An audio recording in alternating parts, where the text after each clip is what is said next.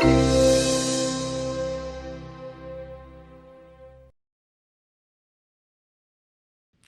welcome everybody. Welcome to Talks at Google. We're coming to you live from the Googleplex in Tunis, and everybody out there in live stream land. We're going to be talking about Claude Shannon today, someone that many of you may know and many of you may not know about. Machines that play chess, machines that juggle, machines that are flame-throwing trumpets, and yeah, how about the curation of information theory? It's all about Claude Shannon. And he's one of the most important pioneers of computer science in our digital age that most of us barely know about. But no longer, because Jimmy Soni and Rob Goodman have written this book, the first full biography of Claude Shannon, and they're here today to talk to us about it. So come on and welcome Jimmy and Rob.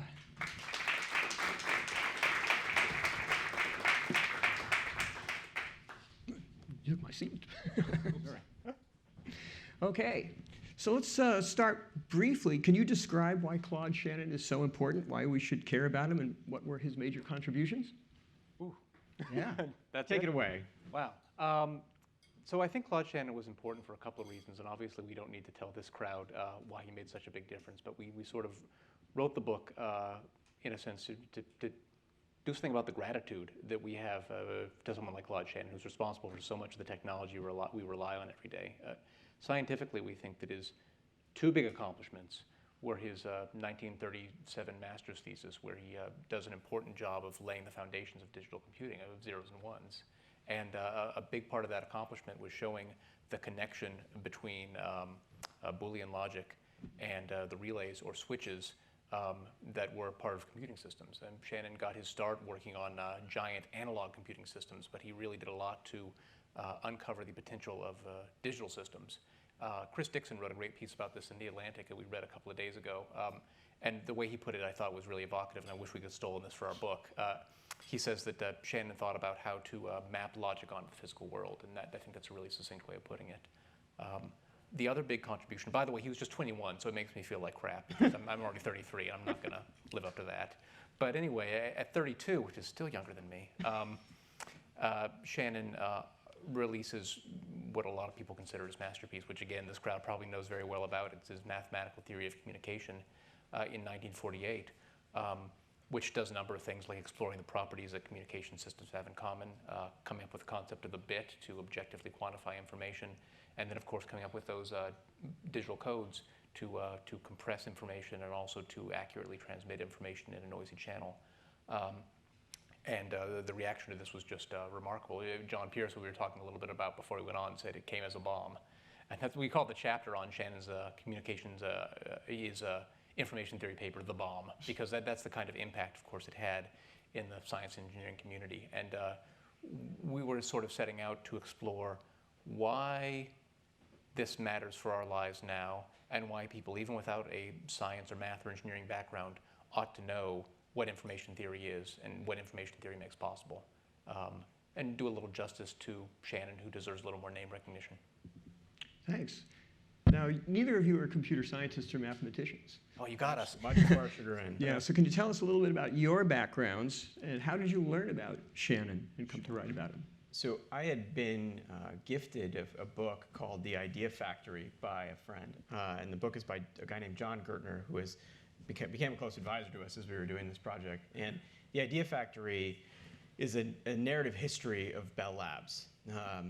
The way we joke about it, and this is not meant as an offense to anybody in the room, but we called it, we said, if you could envision a freak merger of Google, Apple, and Facebook, that was Bell Labs in the 20th century.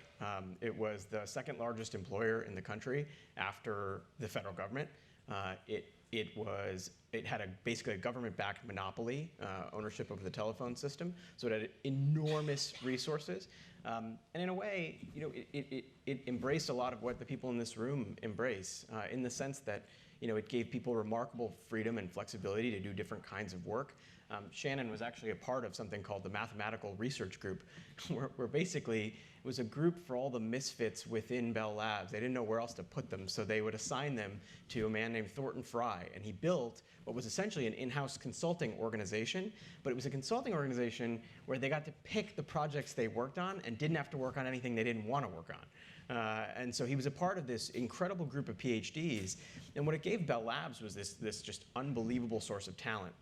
And it gave them 6 Nobel Prizes, credit for co-inventing the laser, inventing the fax machine, sending the first long-distance phone call, sending the first long-distance television transmission. The transistor came out of Bell Labs. So this book is an extraordinary look at that place and the people within it. And one of the people who is profiled throughout the book is Claude Shannon. And you get him in bits and pieces because it's not his biography, it's a story of the company. And so you get his story weaved in with others. And I sort of went looking for a biography of Shannon, and I didn't really find one that covered his life end to end. And I said to myself, this just seems like something that it just seems crazy to me that this guy's fingerprints are all over the modern world, that people in this room 50, 60 years later work on things that he worked on or pioneered, and that we don't have the faintest, that much of the public doesn't have any sense of who he is. Not only that, even the people like you who might know who he is don't necessarily know the details of his personal life or of his early life or of his education. Rob and I are old friends from Duke, and we've done a lot of writing together and a lot of writing separately. And our first book was a look at the ancient Roman senator Cato. And we were both kind of kicking around for another project. And when I came to this, I just sort of said to Rob, I was like, we could do something here. Like you and I are not engineers, we're not computer scientists, we're not mathematicians, but that's exactly the reason that we ought to do this. Because if we can make this accessible to people, we're going to have to, in order to do that, we're going to have to learn all this stuff from scratch and try to make people understand why he was important. And we pitched the project to Simon & Schuster, to an editor named Alice Mayhew, whose name you don't know, but you know the name of the people she works with, Walter Isaacson, Sylvia Nasser, who's the author of A Beautiful Mind. And so she understood right away what this book was, which is it's in part the story of a life, Claude Shannon's life from beginning to end, and it's in part a story of discovery. What does it take for a mind to produce the kinds of things that Claude Shannon produced? She understood that because that is what A Beautiful Mind was. That is what Walter Isaacson's book on Einstein was. There's a really wonderful book called Tuxedo Park, which a few people in this room probably looked at, but another look at someone, Alfred Lee Loomis, who was this character who funded a lot of wartime physics, but she just knew the model for the book. So we approached her, Simon & Schuster liked the idea, and we were off to the races. It's quite a leap from Cato to computers. Well, it was nice working with a figure who was more recent in history. We could talk to his friends and his loved ones. Cato was a bit more impenetrable in that way. Yeah, you are both trained as journalists. Just briefly, what are your current positions now? What do you do? Sure. So I'm an author. I'm also an editor at the New York Observer. And I'm a PhD candidate at Columbia. My day job is in political theory. Oh, great. Right. So let's talk a little bit about Shannon's life. What about his early years, where he grew up, his parents, his teachers, other influences before he left home? Yeah, so Shannon grows up in this tiny town called Gaylord, Michigan, 2,000 to 3,000 people.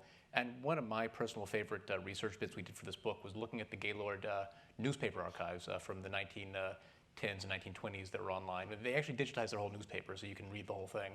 And it's the kind of town where the headlines were things like Vern Matz loses finger, meeting called to discuss artichokes, and girl kills wolf with broomstick. So it's actually pretty awesome, and she needs a book. But that was the kind of town that it was. So the cool thing about it was that Shannon didn't have any kind of tortured, tormented childhood like some geniuses did, but he had a childhood where he could play with things and make things and build things, and he's sort of this tradition that Gertner also talks about in Bell Labs with these kind of great Midwestern inventor, tinkerer, scientists, engineers who come out of the early 20th century and often many small towns in the Midwest. And one thing that we were able to talk about in the book and to research in a little more detail were the projects that Shannon tinkered on as a boy. One of the coolest was he made a barbed wire telephone network that ran between his house and his best friend's house. And this was not unique to Shannon. There were lots of sort of off-the-grid places that didn't have major telephone coverage, and farmers would speak to one another by rigging up electric signals to run over the fences that were already there. So Shannon didn't invent this, but he was 10 or 12, so it was pretty impressive for a kid of that age to rig it up. He rigged up with his friend Rodney a barn elevator that went from floor 1 to floor 2 in the barn, and it said that Shannon was the mastermind, Rodney was the guinea pig. And Rodney survived, so. Rodney, yeah, he lived. We talked to his, well, we saw an interview with his sister. So Also, he had a pretty academically inclined family. His dad was one of those kind of jack of all trades that you'd see in a small town like this. So he was the furniture salesman, the town undertaker, and the judge of probate. He was much older than Shannon, so they didn't really have a very strong connection because of just the big age difference. His mother was a teacher and occasionally the high school principal, and his sister Catherine, Claude always said was better than him at math, and he was part of the reason. She was part of the reason, I think she was 3 or 4 years older, that he got into the field in the first place as sort of a sibling rivalry thing. And she would always give him math puzzles as a boy. So my other favorite thing about Shannon's childhood is he mentioned that his favorite story growing up was Edgar Allan Poe's The Gold Bug, which I don't know if anyone's read it, but I looked into it, and it's the only Edgar Allan Poe story that ends with this lecture on cryptanalysis. About this giant block of text. It's a buried treasure code from pirate. And this guy goes into, the narrator's friend goes into this interminable detail about how you decipher it using redundancies in the text to decode what symbols mean and so on. It goes on for 10 pages. And Shannon just ate this up. And it's pretty fitting that he goes on to actually become someone working in cryptography as part of World War II. We'll probably get into that. But that's the background he comes out of. A pretty happy, mathematically inclined, tinkering inclined sort of kid that finds a way to put that to good use. Anything special about his schooling at that time? Dig anything up from teachers, principals? Not particularly. He actually, and this will be comfort for anybody who struggles with this, but he got some B's on his report card. We learned this by poring over the Gaylord Herald Times, which at the time would publish who was sort of the top of the class and that sort of thing. So he got some B's. He remembers later, he writes a letter to a teacher who he remembers very fondly and talks about the students he remembered from his class. There was nothing within the records that we could find that suggested that there was anything that happened at school that was of particular kind of importance to him. I think if I were to take a step back, in a way, the fact that he didn't have the kind of intense upbringing that like a Beethoven did, right, or a John Stuart Mill, where their parents are like drilling them in Latin and Greek and trying to turn them into prodigies. Claude Shannon's parents seem to embrace what I think we call now like free-range parenting. Like Claude Shannon was playing with things he probably shouldn't have been playing with, but it gave him this ability to work with his hands, to be very practical. I'm assuming that a lot of the people in this room played with early desktop computers and built and rebuilt things. And I did too. And so I kind of identified with this part of Shannon's life because I remember staying up super late at night, like trying to reconstruct computers and build computers and swap out parts and waiting for the latest video card and all the rest. And I was writing all of this on a laptop that if I took it apart, I would have violated like the terms and conditions of the laptop, right? And I just had this moment of thinking like, wow, I wonder if, we both had kids during the time of writing this book. I wonder if my daughter is going to ever have the ability to like take things apart the way that Claude Shannon did, or even in the kind of novice way that I did. But this was somebody who played with broken radios and would go around collecting parts and assembling things. The education he had was, I think, a more informal education. He was very smart. People recognized it right away. High school only took 3 years for him, and he gets A's in the subjects that matter to him and B's in the subjects that don't. But otherwise, it was a fairly ordinary childhood. You get the feeling from reading the Bell Labs book that this entire generation of brilliant early electrical engineers that came out of the Midwest, they didn't have computers to tinker with.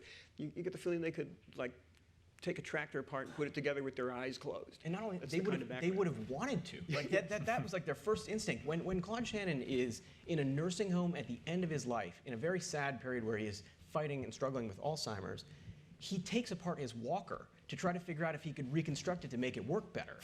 So this is something that is just threaded into him and who he is. And it's like one of the pieces of the story that is endearing, and I assume is endearing to a lot of people in this room who probably have similar inclinations. Apropos of your daughter being able to take her computer apart, 1984, Stanford, the Macintosh has come out. Andy Hertzfeld comes to give a talk about it, and he goes, look at this box. Isn't it beautiful? You can't take it apart. You need a special tool. You can't get inside. People are going, boo. Right, yeah. Because, well, it's like a toaster. Who'd want to take your toaster apart? Voice from the back of the room, me. So these are the times we live in. So out of high school, he goes to University of Michigan. I actually work for someone from University of Michigan here at Google who says, yay. Let's talk about Shannon at Michigan and then on to MIT. So what happened in his college and later academic year? So one of our favorite other pieces of information from this period is we dug up his college application. It's amazing the papers you can get on dead people, but we found his college application. And in those days, you could cross out your spelling errors in pencil and still send it in. It was like 3 pages, it was fill in the blank. So it was not the most, it was a great public university. And if you were a Michigan high school student that graduated, you could go to Michigan University. So Shannon double majors in engineering and math.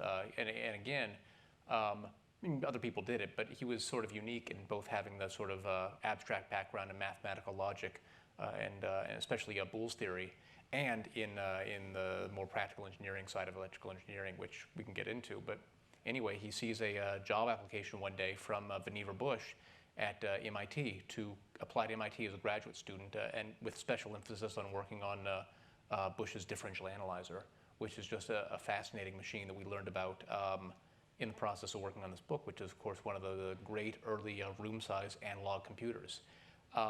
And one of the things that I learned in the process is that, when we say analog, we don't think of the derivation of that word, but it's very literally a machine that makes analogies. Bush has a great quote where he says that if, for instance, we want to study the effects of the differential equations that operate on a bridge swaying in the wind to see if the bridge will stay up, we design this analog computer so that it will, in a sense, obey the same equations that are affecting the bridge. We set it up to make an analogy for what the bridge undergoes, and this applies for engineering problems, and Bush is using it for questions like the stability of the phone network, the electrical grid, but also for more advanced physics problems. Later on, it was applied to things like studying cosmic radiation or studying atomic structure. So it's the best, most advanced calculating device of the day. So Shannon comes to work on this, and Bush really has an eye for talent. He's one of these great scientific networkers and organizers, and he puts Shannon to work specifically on working on the relays that are attached to a later version of the differential analyzer that sort of helps reconfigure the system on the fly, in a sense, so you don't have to break it down and rebuild it for each new problem. And then Shannon gets to thinking about the connections and analogies between the relays, the kind that we saw in the thesis video, and Boolean logic. The idea that that Shannon comes up with, essentially, that you can use switches as the units and symbols and operators in acting out Boolean logic, that ones and zeros can represent yeses and nos, that series and sequence can represent ands and ors, that whether or not an outcome happens, like a light turns on, can represent the ifs of Boolean logic and the outcome. So Shannon writes his great master's thesis that explains how to use these principles of Boolean logic to change circuit design. So that rather than being a trial and error process that you can sort of have a knack for, Shannon actually shows how you can dramatically simplify it and do everything that's required to construct these circuits on paper. And he actually does a couple of examples of this. He says, here's a circuit for a basic adding machine, here's a circuit for a combination lock, and he draws them. And for the first time, someone is simplifying the process and designing these basic computer circuits with any kind of yes or no gate entirely on paper. And of course, this is a sort of blockbuster for its time. It wins him all sorts of awards. It wins him the Nobel Prize, which is like the Nobel Prize with the letters transposed, which is a award for the best young engineering paper. But it's recognized as people would go on to say, is probably the most influential master's thesis maybe ever. We both wrote master's theses. Right. We're not quite in that league. But Shannon's certainly was in a league of its own, and that's what sort of launches him to a degree of prominence and puts him in these upper echelons of the science and engineering world. And the difference engine is kind of one of the first reifications of Charles Babbage's, right? The differential engine, the difference engine, or William Gibson's, if you like the book, the novel. Was Turing building his Enigma machine at the same time, and was that machine at all related? Was that an analog machine? So it was, Turing and Shannon are working on a lot of the same concepts at the same time. And so I think the Turing machine paper was published, what was it? The Turing machine paper was the same year, but I don't think he's working on Enigma until the war, right. About like 5 or 6 years later on. But one of the more interesting elements of the story is that they're separated by an ocean, but thinking and working on many of the same things. And they're also very similar in sort of personality and temperament. Neither of them, they're not the life of the party. They are pretty quiet, they keep to themselves, and and this is a bit probably a leap forward in the chronology, but it's worth doing. But there's a period where the British government is suspicious about whether or not the Americans are going to have the technological wherewithal to send messages that are actually encrypted and actually protected. There's a lot of suspicion on both sides, but particularly the British. So the Brits send Alan Turing to the United States to do a tour of different facilities in New York and in Washington, D.C. And the idea is he needs to essentially stress test these devices that are used for example, for Franklin Roosevelt to communicate with Winston Churchill. And so Turing is sent to the United States. Funny enough, there's enough suspicion that his paperwork is actually not cleared, and he gets held up at immigrations and customs for a little while. He ends up at Bell Labs, where he spends a good chunk of time. And in what is one of the most incredible moments, I think, in computing history, Alan Turing and Claude Shannon have tea basically every day while they're at Bell Laboratories. And these are not guys who are going to go chat up, they're not unfriendly people, but they're certainly not going to go make new friends very easily. So they have tea every day. And interestingly enough, the secrecy of the work that they're doing prevents either of them from talking about code breaking or cryptography. And so it frees them up to talk about artificial intelligence. They are sitting around asking questions like, could you build a computer that could work as well as a brain? This is in the 1940s. And so you have these two giants sitting together at tea, and we always like to wonder what it must have been like in that particular moment. And so there's a couple other pieces of the story. One is that Turing actually visits Shannon at his home in New York's West Village, and we think maybe a half dozen, if that, people visited his home. And so it says something that Turing was there. But they end up striking up a friendship, and so that's kind of the one connection between them. Intellectually, they do stay in touch, and later on, after the war is over, Shannon and his wife go and visit Turing, and like kind of old ball players, I guess, they go down to Turing's basement and start playing with the computer that he's built, and they just pick up exactly where they left off. And the story obviously has a tragic ending. Turing, by some accounts, it's suicide, and by all accounts, it seems to be suicide, though there are still some discrepancies about that. That happens shortly after Shannon's visit, but we always sort of think that there's something appropriate in the fact that that these two wartime code breakers and code makers were able to reunite after the war, and without missing a beat, they go and play with this device in Turing's basement that actually he's trying to make a computer that'll talk, and that's what he's working on. Interesting, because Shannon goes on to Bell Labs, which is the pinnacle of research in making people talk. Right? We have ways to make you talk, right? Many ways. So let's talk about Bell Labs, not just in the context of Shannon and Turing, but Bell Labs in general. And when we talk about Bell Labs, the Idea Factory traces its 100-year history, more or less. It started in New York downtown, and then by the time the war came, and they moved to New Jersey, and Shannon was there through that entire transition. So there's a lot to say about tenure at Bell. Right. For those of you that go to the Google New York office, Bell Labs, you can still see the building near the High Line now, and you can walk across the High Line and look to what was the original Bell Labs building that even had one of the ports for trains to come in and out before, when it was an industrial area. But anyway, and we've written a little bit about Bell Labs in separate pieces about the book, and we've said that Bell Labs probably isn't a good example for how to make a successful company because, well, they had so many external advantages. They had the patents going back to Bell. They had the government monopoly, so they never really had to worry about money. But at the same time, we also say that if successful companies in the economy can behave like Bell Labs, we're all better off. Bell Labs took that money and put it towards, poured it into basic research, and poured it into the work of people like Shannon a little bit earlier before him, Clinton Davison, who got a Nobel Prize for working on the atomic structure. But poured it into people who didn't do work that immediately paid off in a small window, but was enormously important for the development of technology more broadly. And there's a great quote, I think it was from Henry Pollack, who overlapped with Shannon at Bell Labs, who said, there's this attitude there that we may not be doing work that's going to pay off in 10 or 20 years, but hey, we're the phone company, we're going to be there anyway. So there's this confidence of being able to have people like Shannon who could noodle around on whatever.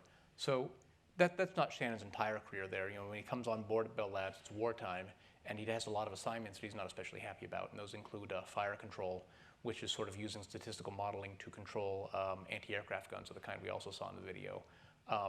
take some of those insights, especially working with Norbert Wiener, who'd written a kind of famously intimidating text on statistical modeling. And some of those insights go into information theory. And also, as Jimmy mentioned, Shannon's working on cryptography on scrambled speech systems, and then writes a paper that doesn't come out until after the war's over, but it's about the theoretical conditions for unbreakable code, about proving the unbreakability of a one-time pad code, even though practically it's the kind of code you wouldn't be able to implement in actual wartime conditions. But Shannon takes these insights from fire control, from cryptography, and from his other interests, and he sort of pours them into this project on information theory that he's working on a lot of it in his spare time. And later on, during his day job at Bell Labs, when he gets a little more freedom after the war winds down. And we have these quotes from his girlfriend at the time, who lived in Shannon's building, said that some days he just didn't want to go to work because he was stressed out by the crowding in the office, by the wartime conditions, by the amount of time he had to be in the office. But he was always at home, wherever he was scribbling on napkins. He was talking over ideas to himself. He would stare off into space, and he was working on something that was big. And after he had a little more freedom to do this full-time at Bell Labs, this is when he develops his great work on information theory. And the neat thing is that Shannon is, of course, not the only one, especially in the math group, but more broadly at Bell Labs, who's doing this sort of long-term, very long horizon sort of basic research. And of course, information theory, as Shannon's paper, is immediately of theoretical interest. It immediately provokes so much interest in the scientific literature. It doesn't really start to have practical payoffs for many, many decades down the road. But that's the neat thing about what Bell Labs enabled Shannon to do. They were willing to keep him on and pay a salary as he worked on this thing that had enormous payoff, decades down the line. And kind of as a final nice gesture, when Shannon decides to take a job at MIT and leave Bell Labs decides to keep him on the payroll, and they keep an office for him, just sort of as a gesture of respect that he was one of the giants. We went there. We went to their new building at Murray Hill, New Jersey. They have a bust of Claude Shannon, and one of the buildings has been named after him. But he's still one of the people that is one of the few people, along with the inventors of the transistor, that is just still revered in that place. Just to add to that a bit, I noticed that there were some chess boards outside, and it called to mind for me, just because we've been steeped in this. Bell Labs was a vibrant place in that way too, that there were chess games, that there were competitions. Shannon builds at one point, I think it's a rock, paper, scissors robot, and they have a contest against some other guy who built the rock, paper, scissors robot. That might not be the exact story, but it's something like that. It was a company that gave people remarkable flexibility, and I'm not sure that there is, this is a hazard guess, I'm not sure there is a mathematical theory of communication without Bell Laboratories, both because of the content of what Claude Shannon was working on. There was sometimes when he was working on very practical things. One of his first pieces of work at Bell Labs is actually looking at the coloration of wires within the phone system, and whether the coloration of wires could be improved upon. And he actually does. He writes a paper that improves upon the coloration of wires. So some of it got to that sort of very practical level. But remember, he publishes his mathematical theory of communication in the Bell Systems Technical Journal, which is an academic journal run by Bell Labs for the better part of the 20th century. It's like corporate blog, eat your heart out, right? I mean, this is serious stuff. This is a lengthy 77-page paper, and Bell kept this publication going for most of the 20th century, and you can read the archives online. There is something about a company, again, they had a certain blessing in the resources that they had, but the ways that they chose to use those resources, we think there's still a lot left to learn from them. And again, the Idea Factory is a wonderful way to start. But there are obvious echoes of Bell Labs around here. And I do think that there's something about the kind of freedom they gave people that led to some remarkable things. This is a private sector company that won 6 Nobel Prizes over the course of the 20th century. And not even Shannon. Yeah, not even Shannon. Won one too, and Shannon, and information theory. And so you really have to sort of step back and say to yourself, what was in the water? And we do get into some of that in the book. And they built telephone poles that still last for 50 years. Exactly. That was part of their design aesthetic. Even better, the math group that that Shannon joins, one of the rites of passage is they climb like telephone poles, and you have to actually go and be a telephone engineer on the ground for a little while. It's sort of this, I wouldn't quite call it a ritual, because I'm not sure that everybody was required to do it, but it was a sort of thing that the math group would just dive in and do that in order to understand problems. And they would attach these mathematicians to physicists and to engineers and to others and say, just go help them for a little while, figure something out. And it was a pretty amazing thing. And we should mention the pull quote there is that the paper in the Bell Technical Journal a couple of years later was dubbed in Scientific American the Magna Carta of information theory. I mean, yeah. When people ask us to explain why this paper matters, that's the pull quote we use, just because it's this founding document. It's the thing. And not only was it the founding document, but he basically produced all of the follow-on theorems and proofs as well. He left almost nothing to be done. It's really obnoxious of him. Yeah. Complete. The other interesting thing about that is when he first publishes it, and this sort of speaks to the other nice quality of Shannon, is that he's a very modest guy. He calls it a mathematical theory of communication. When it's republished a year later as a book by people who take it, and some of that book is him, but a lot of it is not. It's the work of other people. They put the title, The Mathematical Theory of Communication, which just goes to show how highly it was regarded by people in the field within no time at all. While we're on the theory, I was going to get to it a little later. Perfect. But it's so important. Is there an elegant statement of it that's as concise as E equals mc squared or Newton's, Newton's postulates, or is it really, really hard to understand? I think if there's one thing to pull out, and this is actually, this is not our choice to pull it out, but it's Shannon's formula for bits in terms of h, as a measure of probabilities. The interesting thing, Shannon's formula for bit content is on his bust at Bell Labs and in several other places where they have his bust. Yeah. And it's also on the back of his tombstone. And Jimmy went there. I wasn't able to make that trip. We visited Jimmy visited Shannon's grave in the Mount Auburn Cemetery. And if you walk around to the back and push aside a couple of bushes, you can see it engraved on the back. We spoke to his family. I think there was some talk of putting it on the front, but I think, was it his wife? I think it was his wife. So his kids wanted the equation on the front.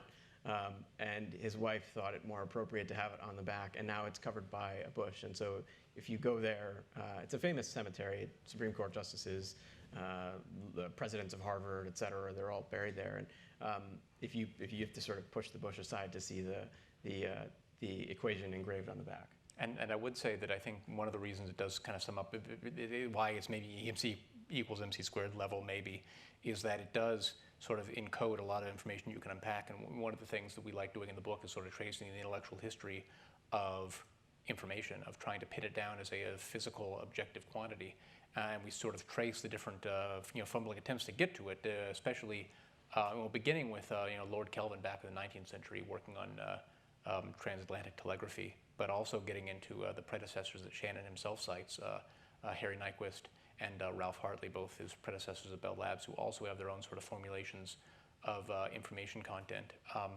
And Shannon's addition to this is the idea that information content has to do with the size of the symbol vocabulary. It's sort of already been there in Nyquist's work on telegraphs and then Hartley's work more generally.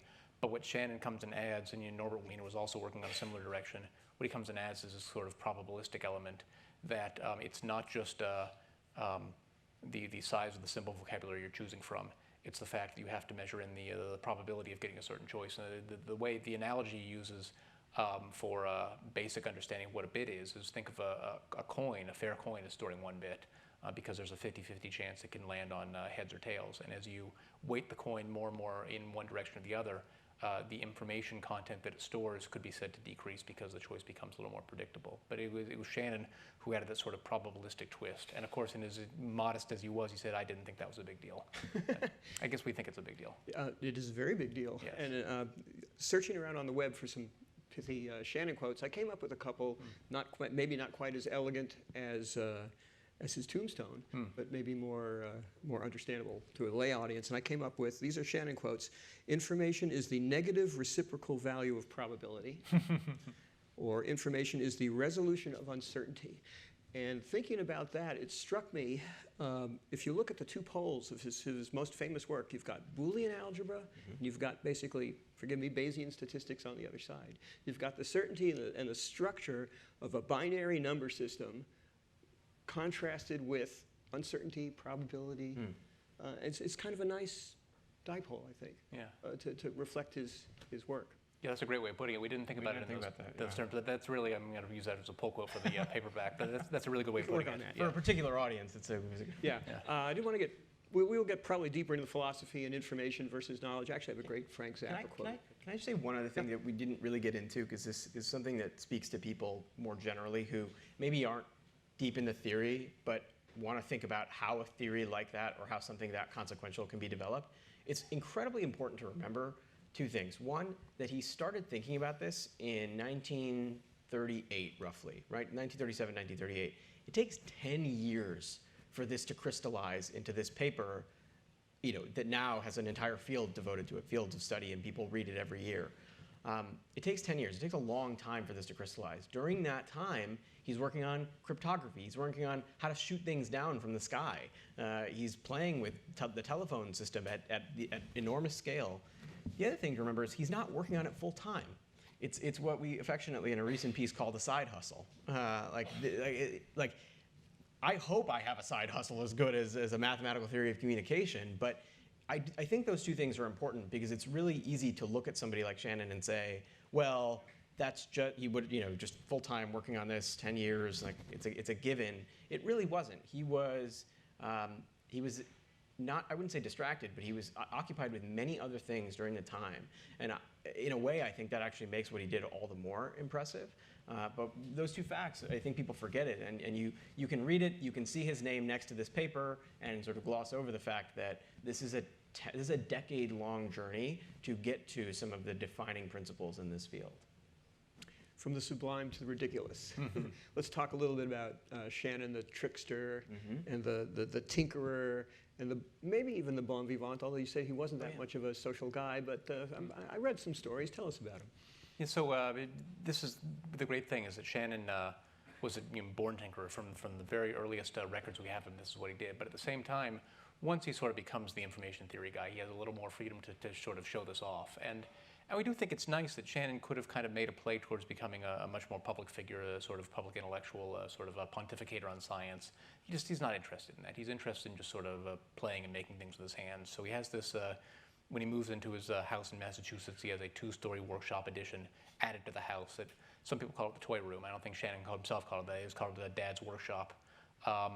But he built things in there, like the flame-throwing trumpet that we mentioned. He had a fleet of customized unicycles, so he had off-balance unicycles that made unicycling and juggling simultaneously even harder because apparently juggling unicycling was too easy for him. So he gets really into the scientific study of juggling. He writes one of the first papers that we know on juggling physics, where he comes up with an equation correlating a number of balls, time in air, so on. He asks one of his colleagues if he can measure his juggling as he holds him upside down on the theory that one would be able to kind of combine the elegance of toss juggling with the physical efficiency of bounce juggling, where you bounce the balls off the ground. So if gravity is helping you juggle upside down, theoretically it would be much more, it didn't work out because if you say in the book, how well does anyone do anything upside down? So he does that. He makes the ultimate machine, which is one of our favorites, which is a box, and we've seen a copy of it. A lot of people know this. It's the box.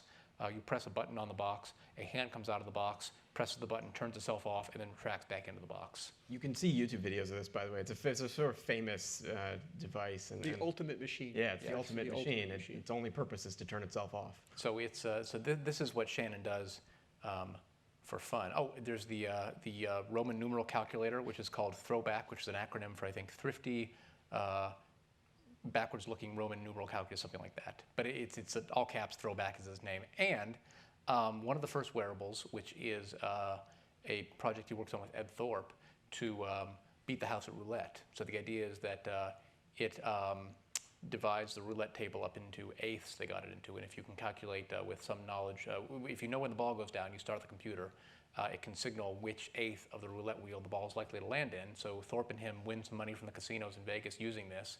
Oh, the other cool thing is that its output is via kind of primitive earbud. So based on the frequency, I think they had to memorize these frequencies. You could tell based on frequency where the ball is going to land. One time Thorpe, the earbud falls out and someone screams because they think it's an insect because no one really had seen earbuds. So Thorpe gets in trouble. He had to run to the bathroom and put it back in. So they called this off because they were afraid of getting roughed up by the mafia, which was controlled the casinos in Vegas at the time. So they don't really take it as far as, say, the MIT blackjack team. But they maybe they could have. But anyway, this is what Shannon does with the sort of freedom that he gets to be a tinkerer, a prankster, a jokester. Oh, and he also builds an early chess-playing computer called In-Game that can handle 6 pieces. So he's all over the place in terms of his hobbies, projects. We can go on and on with this list, but that's what sort of makes him such a fun character. And we think, it's obviously, you speculate a little bit when you write a biography, but you think that there's this playful spirit that even when he's not unicycling down the hallway at Bell Labs, it's in his work too, because he was the kind of guy that just asked the silly questions and got so much out of them. And it was sort of that courage to ask the ridiculous questions that enabled him to do what he did. It's worth also just emphasizing, at least using one example with the roulette wearable device.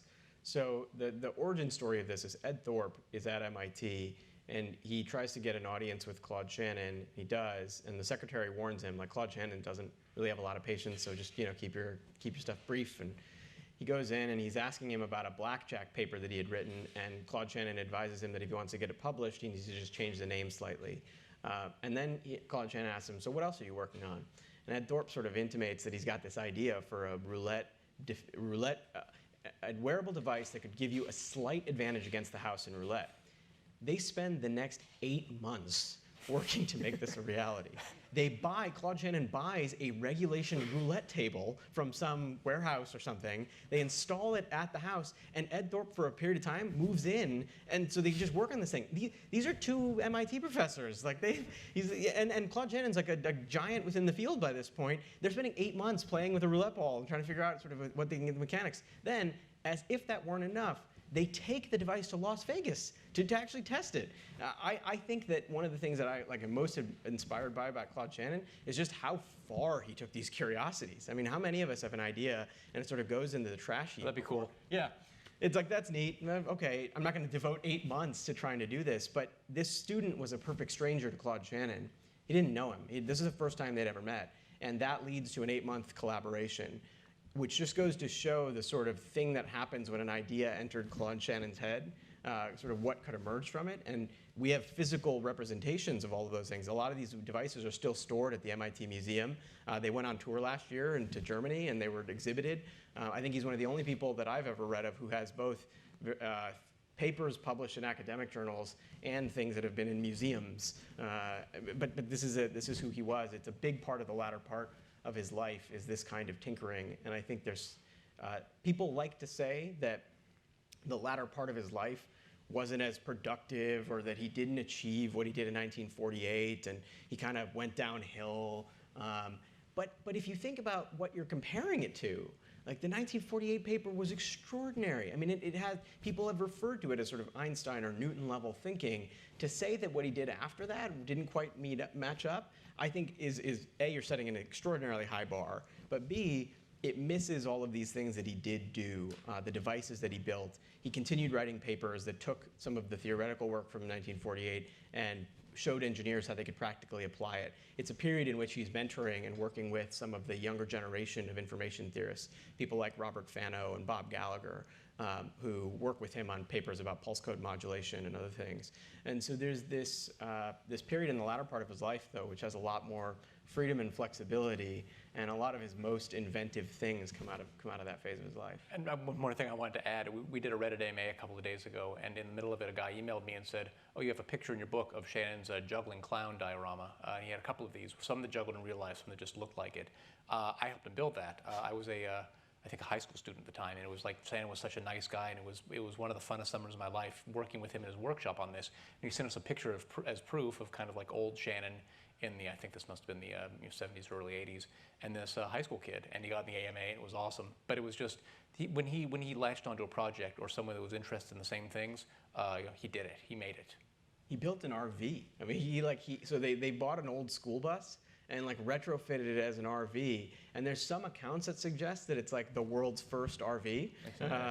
But the Shannons and Betty in particular, and we should actually talk about her too, because she's a huge part of this story.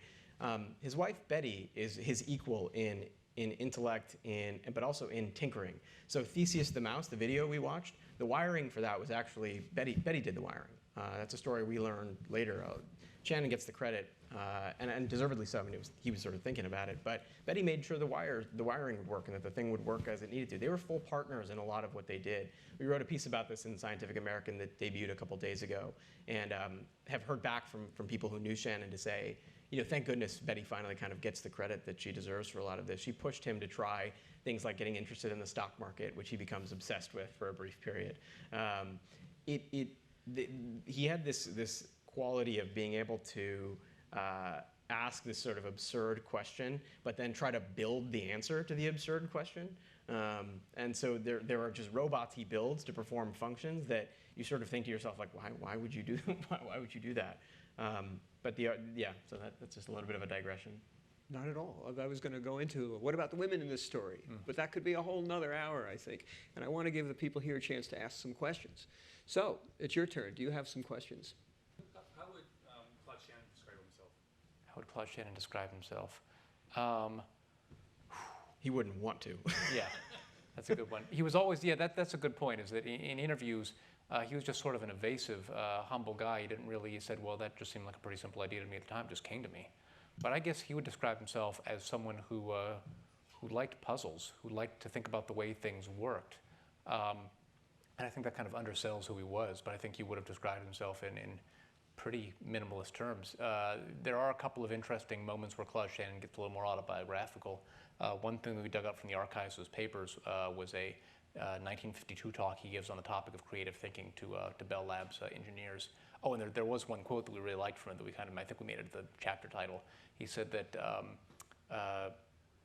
creative thinkers have this sort of productive dissatisfaction.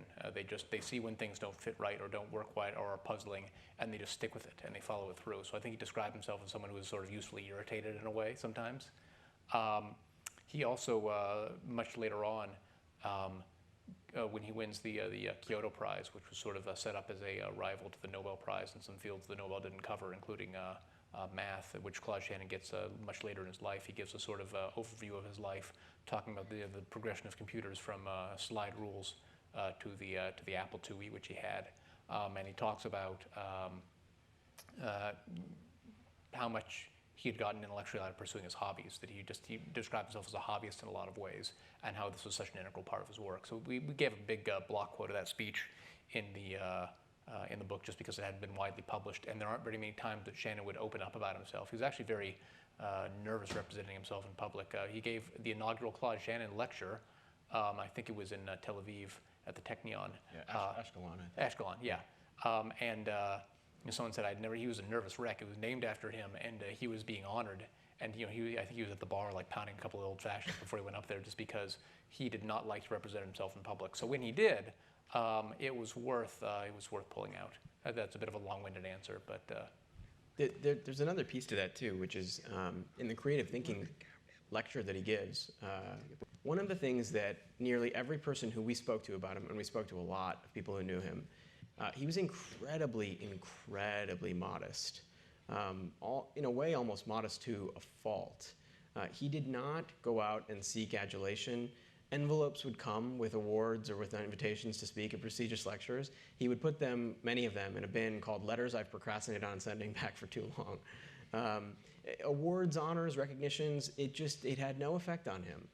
There was even a reluctance in him. I remember hearing from Peggy about they found out that their dad had won the National Medal of Science, and that it was sort of a lift to get them to like kind of go to DC, do the whole thing. There's a famous photo of him shaking Lyndon Johnson's hand. There are times when he wins awards and he just stashes them away. When an interviewer is asking him about an award, I think this was from an unpublished interview we uncovered, he says, well, I have a couple dozen of these things in the other room, but let's get back to the matter at hand, which is sort of problem solving and understanding how things work. He had this great line that we love that if I can find a solution to a mathematical theory, I get a big bang out of it. And he says it with like an exclamation point. And I think that the sort of self-effacing, modest quality of Shannon is connected to this sort of not being affected by awards and honors. And what that allows him to do is be free to explore whatever he wants. He never feels a trace of self-consciousness being the guy who founded the mathematical theory of communication and the guy who juggles and unicycles and plays with children's toys. This is just not, it's not something that affects him.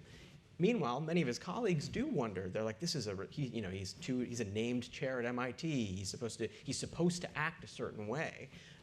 We find some inspiration in the fact that he didn't act that way, that he just pursued what interested him most. So in a way, if he was going to be asked how to describe himself, I think if he was forced to do it, and he would be forced, he would say he was a problem solver, that he enjoyed solving problems and figuring things out. But what he happened to figure out were things and problems that affect us still. You mentioned earlier that I was going to ask about these are people that influenced Shannon, but Shannon influenced other people. We know Claude Levi-Strauss was a neighbor, and the theories had an effect on him. I know that Leonard Meyer, the philosopher on music, considers the implications of information theory on hearing music. But you also mentioned, that you didn't put in the book, that there's a story about an encounter with Steve Jobs. And Scene at the Opera just premiered this weekend in Santa Fe. It might be timely to hear about Shannon and Jobs before we have to close. Sure. So this is it's a great story. This is the 1980s. Both Jobs and Shannon are being given honorary degrees at the University of Pennsylvania. And again, we sort of think about this. Like for Shannon, he had so many honorary degrees that he actually rigged up a rotating tie rack, which he put all the hoods on. This is like how insignificant he thought these things were. For the rest of us, if I win an honorary degree, I mean, I want people to see that the moment I walk through the front door. I'm wearing that thing like for a week. Right. Yeah. I want to wear the hood permanently. For Shannon, it's just like, another honorary degree. Here we go. So they go to the University of Pennsylvania, and at this point, Jobs is well known because of Apple, but not quite the sort of canonical figure, iconic figure he is now. And so after the ceremony is over, everybody's sort of milling about the quad, and Shannon has a group of people around him because Shannon is Dr. Claude Shannon, and the people in that space know who he is.